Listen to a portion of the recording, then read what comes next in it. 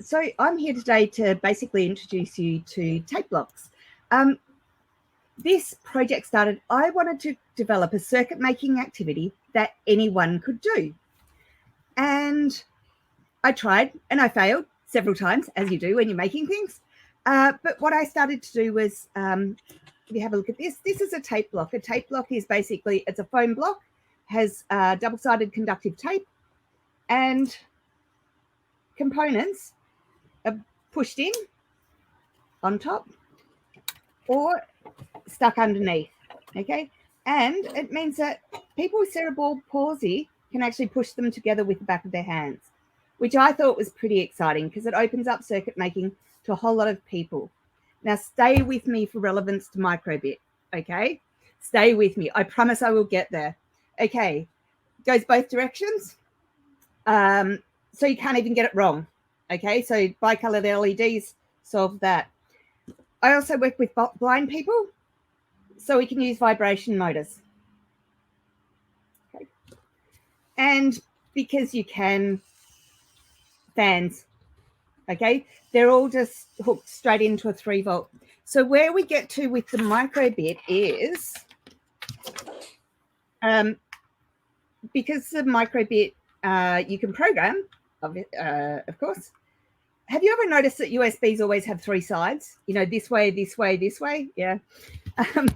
Okay. With the microbit, what I'm going to do, Franklin's going to help me for 2 seconds. Here's Franklin. Franklin's a mirror.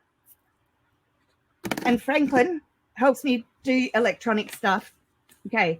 So with the tape block, all I've done is connected it to banana plugs. Connected it to banana plugs. And that then becomes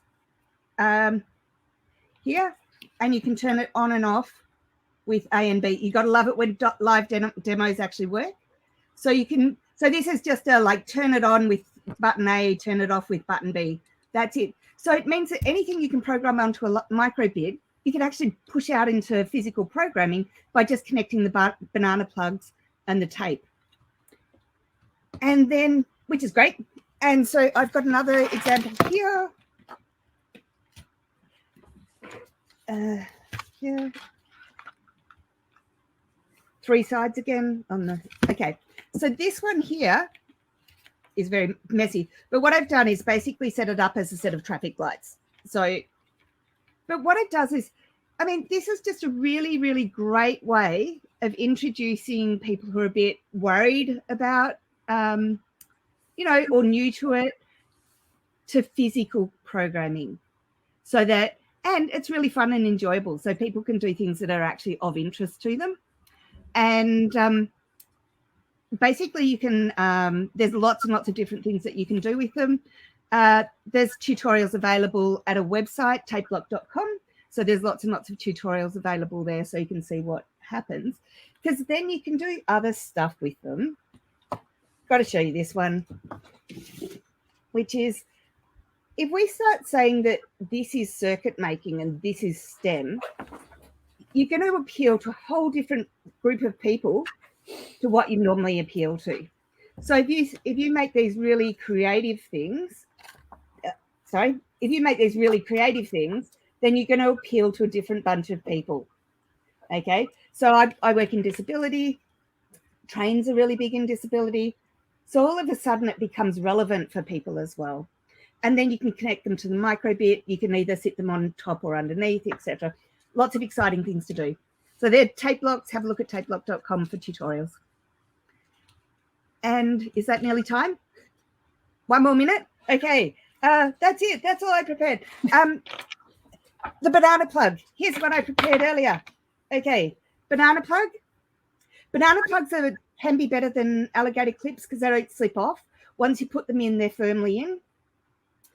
In terms of actually preparing them, you just cut and strip the wire, and then to make one,